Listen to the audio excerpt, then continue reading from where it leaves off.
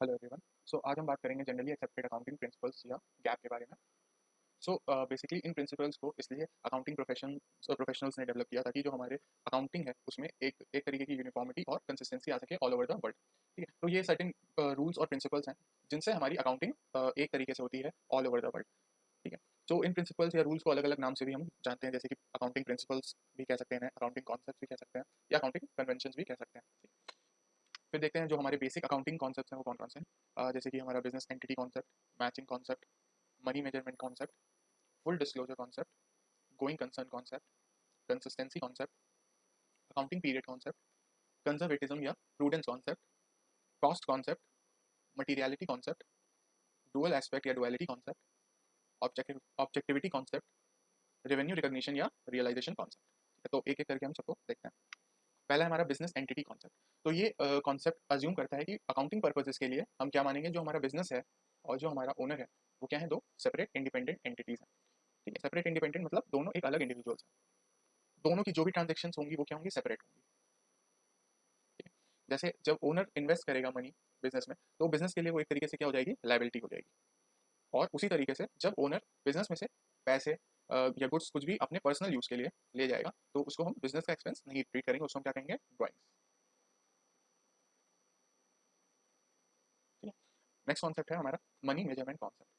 तो ये कॉन्सेप्ट कहता है कि सिर्फ वो ट्रांजेक्शन्स या इवेंट्स जिनको हम एक्सप्रेस कर सकते हैं किसके फॉर्म में, मनी के फॉर्म में, उन्हीं को हम रिकॉर्ड करेंगे। जैसे कि सेल ऑफ गुड्स, हमने गुड्स बेचे या एक्सपेंसेस का हमारा पेमेंट हुआ, ठीक है? सिर्फ उन्हीं चीज़ों को हम जिनको मनी के टर्म्स में मेजर कर सकते हैं उनको हम रिकॉर्ड करेंगे।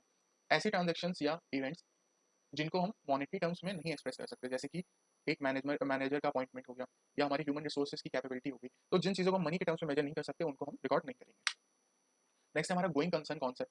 तो ये कॉन्सेप्ट अज्यूम करता है कि बिजनेस जो है हमारा कंटिन्यू करेगा, मतलब लगातार रन करेगा इंडेफिनेटली, मतलब हमेशा चलता रहेगा। और फोर्सिएबल फ्यूचर मतलब आने वाले फ्यूचर में लिक्विडेट नहीं करना पड़ेगा, उसको बंद नहीं करना पड़ेगा। तो ये कॉन्सेप्ट इसलिए इंपॉर्टेंट है क्योंकि इसके बेसिस पे ही हम एसेट्स की वैल्यू को रिकॉर्ड करते हैं। ठीक है, तो इस हम जब भी कोई एसेट खरीदते हैं तो उसकी जो भी लाइफ है उसमें उसको हम डिवाइड कर देते हैं। जैसे हमने 10 लाख का अगर कोई एसेट खरीदा और उसकी लाइफ जो है वो 10 ईयर्स है, तो हम उसको उसकी कॉस्ट को 10 ईयर्स में क्या कर देंगे, डिस्ट्रीब्यूट कर देंगे। हर ईयर हम 1 लाख ही जो है वो क्या करेंगे, एक्सपेंस की तरह ट्रीट करेंगे। ऐसा इसलिए करते हैं ताकि हमारा एक ईयर पे बहुत ज़्यादा बर्डन ना आ जाए, एक ही ईयर में पूरा 10 लाख जो है वो हमारा चार्ज ना हो जाए। ठीक है, फिर है accounting period concept. Accounting period concept कहता है कि ये एक ऐसा स्पैन ऑफ टाइम है जिसके बाद हमारे जो भी यूजर्स हैं फाइनेंशियल इंफॉर्मेशन के, या फिर हमारे जो भी इन्वेस्टर्स हैं, उनको पता चल सके कि हमने हमारे बिजनेस ने प्रॉफिट अर्न किया है या लॉस हुआ है उसको, और साथ ही साथ हमारे एसेट्स और लाइबिलिटीज़ की क्या पोजीशन है। तो ठीक है, ताकि जो डिफरेंट यूजर्स हैं उनको रेगुलर इंटरवल पे हमारे बिजनेस के बारे में पता चल सके, ताकि वो अपना उसके अकॉर्डिंग वेरियस डिसीजंस ले सकें। फिर कॉस्ट कॉन्सेप्ट। तो कॉस्ट कॉन्सेप्ट कहता है कि सारे एसेट्स को परचेज प्राइस पे रिकॉर्ड किया जाना चाहिए। परचेज प्राइस मतलब जिस प्राइस पे हमने उसको एक्चुअली में खरीदा था उस पे उसको रिकॉर्ड करना चाहिए। और उसमें कॉस्ट ऑफ एक्विजिशन या ट्रांसपोर्टेशन का कोई एक्सपेंस हो, इंस्टॉलेशन वगैरह का या रिपेयर का, या जो भी एक्सपेंस हमने एक्वायर करते वक्त उस पर किया उसको इंक्लूड कर लेना चाहिए। ठीक है, तो इसको हिस्टोरिक इस कॉन्सेप्ट को हिस्टोरिकल कॉस्ट कॉन्सेप्ट भी कहते हैं। तो इसलिए हम इसको एक्चुअल कॉस्ट पे या एक्विजिशन की कॉस्ट पे रिकॉर्ड करते हैं, ताकि उसको हम इजीली वेरीफाई कर सकें फ्रॉम द परचेज डॉक्यूमेंट। जो भी हमारे पास परचेज की रिसीट वगैरह है उससे हम उसको आसानी से वेरीफाई कर सकें। और इससे एक और फायदा होता है कि हमें कंपैरिजन करने में एक पीरियड से दूसरे पीरियड में ईजी रहता है। फिर डुअल एस्पेक्ट कॉन्सेप्ट, ये सबसे बेसिक प्रिंसिपल है हमारी अकाउंटिंग का। ठीक है, तो ये कॉन्सेप्ट कहता है कि हर ट्रांजेक्शन का डुअल या टू फोल्ड इफेक्ट होता है। जैसे कि हम इसको आम भाषा में ये भी ऐसे भी समझ सकते हैं, जैसे कि हमने अगर किसी को पैसे भेजे तो हमारा अकाउंट क्या हो जाता है, डेबिट हो जाता है, और उस पर्सन का अकाउंट क्या हो जाता है, क्रेडिट हो जाता है।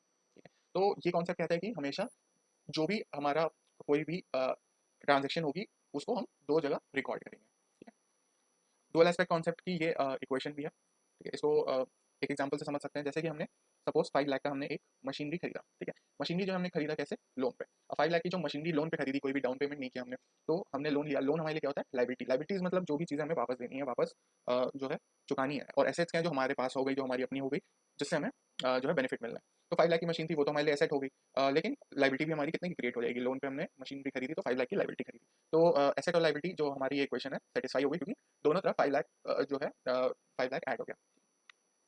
फिर हमारा रेवेन्यू रिकॉग्निशन या रियलाइजेशन कॉन्सेप्ट। तो ये कॉन्सेप्ट कहता है कि रेवेन्यू जो है बिजनेस ट्रांजेक्शन के सिर्फ डायरेक्टली उसी ईयर में रिकॉर्ड होने चाहिए जब वो रियलाइज हो गए, ऑलरेडी रियलाइज हो चुके हो। ठीक है, सिर्फ अगर हमें ऑर्डर मिला है और एक्चुअल सेल नहीं हुई है, ठीक है, तो उसको हम रेवेन्यू की तरह ट्रीट नहीं करेंगे, क्योंकि ऑर्डर जो है वो कभी भी कैंसिल हो सकता है। तो सेलिंग गुड्स मतलब जब सेल हुई हो एक्चुअली में, वो जो है रियलाइजेशन कहलाया जाएगा, जबकि ऑर्डर मिलने को हम रियलाइजेशन नहीं कह सकते, ठीक है।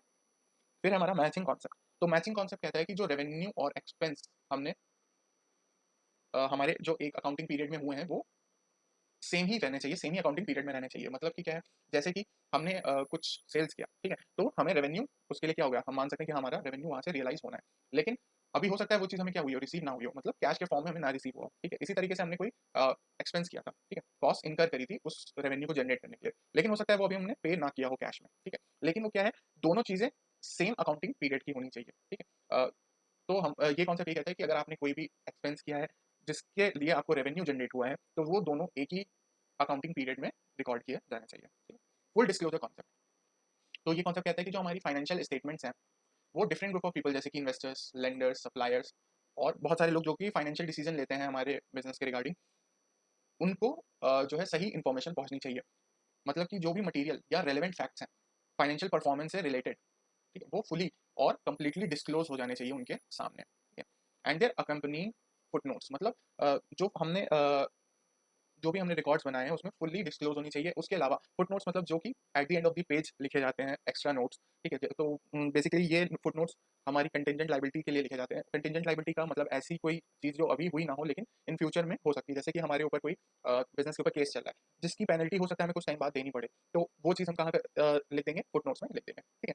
तो ऐसे ऐसे क्या जाता है, जो भी हमारे यूजर्स हैं वो करेक्ट असेसमेंट कर सकें हमारी प्रॉफिटेबिलिटी और फाइनेंशियल साउंडनेस का हमारे बिजनेस का, ठीक है। और तभी वो क्या कर पाएंगे, एक इन्फॉर्म्ड डिसीजन ले पाएंगे, मतलब सही डिसीजन ले पाएंगे। फिर एक कंसिस्टेंसी कॉन्सेप्ट। ये कॉन्सेप्ट कहता है कि सेम अकाउंटिंग प्रिंसिपल्स को हमें यूज करना चाहिए हर ईयर, मतलब ईयर आफ्टर ईयर, ताकि कंपैरिजन करते वक्त हमें डिफिकल्टी ना हो, ठीक है। जैसे कि डेप्रिसिएशन कैलकुलेट करने के बहुत सारे मेथड्स होते हैं है ना, तो हमें एक ही टाइप का मेथड हर ईयर जो है यूज करना चाहिए ताकि हमारे कंपैरिजन करने में आसानी हो, ठीक है। फिर है कंजर्वेटिज्म कॉन्सेप्ट। तो कहता है कि ये कॉन्सेप्ट कहता है कि प्रॉफिट तब तक नहीं रिकॉर्ड किया जाने चाहिए जब तक रियलाइज ना हो चुके हों, लेकिन जो लॉस है अगर उसकी पॉसिबिलिटी बहुत कम हो, रिमोट पॉसिबिलिटी भी हो, तो भी उनके लिए हम क्या कर लेंगे, प्रोविजन बना लेंगे, ठीक है। जैसे कि क्लोजिंग स्टॉक है, उसको हम किस वैल्यू पे अपनी बुक्स में रिकॉर्ड करेंगे, तो उसके लिए हम देखेंगे कि कॉस्ट जितने में हमने खरीदा था या जो उसकी मार्केट वैल्यू, एक्चुअल वैल्यू जो भी कम होगी उस पर हम इसको रिकॉर्ड करेंगे। फिर है डाउटफुल डेट्स। डेट्स मतलब जो डेटर्स हैं हमारे जिनसे हमें पैसा मिलना है, तो उनमें से ऐसे कुछ लोग हो सकते हैं जो पैसा ना दे पाए, डाउटफुल है उनका पैसा मिलना, तो हम उनके लिए भी क्या कर लेंगे, प्रोविजन बना लेंगे। प्रोविजन का मतलब होता है बेसिकली कि आपने प्रॉफिट में से कुछ हिस्सा अलग कर लिया ताकि जो अनसर्टेनिटी आपके बिजनेस में है उसको उससे आप आराम से डील कर सको, ठीक है? फिर डिस्काउंट ऑन डेटर्स, कुछ ऐसे डेटर्स होंगे जो डिस्काउंट मांगेंगे, तो उनके लिए भी हमने क्या किया, प्रोविजन बना लिया। इसी तरीके से इंटेंजिबल एसेट्स, गुडविल, पेटेंट्स वगैरह को हमने राइट ऑफ कर दिया, ठीक है। तो कंजर्वेटिज्म कॉन्सेप्ट बेसिकली यही है कि हमें प्रॉफिट्स जब तक रियलाइज ना हो जाए तब तक उनको नहीं रिकॉर्ड करना है, और लॉस अगर उसकी रिमोट पॉसिबिलिटी भी है तो उसके लिए हमें प्रोविजन बना देना है। फिर है मटीरियलिटी कॉन्सेप्ट। तो ये कॉन्सेप्ट कहता है कि हमें सिर्फ मटीरियल फैक्ट्स पे फोकस करना चाहिए, एफर्ट्स को ऐसे फैक्ट्स को रिकॉर्ड करने में नहीं वेस्ट करना चाहिए जो कि क्या हो, इमटेरियल हो in the determination of income, मतलब हमारी इनकम डिटरमाइन करने में उनका ज़्यादा रोल ना हो, ठीक है। तो बहुत मेजर चीज़ें जो ना हो और जो जो हमारे बिजनेस को अफेक्ट कर रही हैं उनको हम नहीं रिकॉर्ड करेंगे। सिर्फ जो मटेरियल चीज़ें हैं जो कि हमारे डिसीजन जो हमारे फाइनेंशियल स्टेटमेंट्स के यूजर्स हैं उनके डिसीजंस को इन्फ्लुएंस कर सकती है, सिर्फ उन्हीं चीज़ों को हम यहाँ पे रिकॉर्ड करेंगे। फिर ऑब्जेक्टिविटी कॉन्सेप्ट। तो ये कहता है कि जो ट्रांजैक्शंस हैं उनको हमें एक ऑब्जेक्टिव मैनर में रिकॉर्ड करना चाहिए, मतलब कोई भी अकाउंटेंट की बायसनेस, ठीक है, नहीं होनी चाहिए उसको रिकॉर्ड करने में। ऐसा तभी पॉसिबल हो पाएगा जबकि क्या हो, जो भी ट्रांजैक्शन है उसको सपोर्ट करने के लिए वेरीफाइबल डॉक्यूमेंट्स या वाउचर्स हो, ताकि हम किसी भी ट्रांजैक्शन पे हमें शक ना हो, ठीक है। आई होप कि ये सारे कॉन्सेप्ट आप सबको समझ में आए होंगे, और इस पीडीएफ को मैं टेलीग्राम चैनल पे शेयर कर दूंगा जिसका लिंक आपको डिस्क्रिप्शन में मिल जाएगा।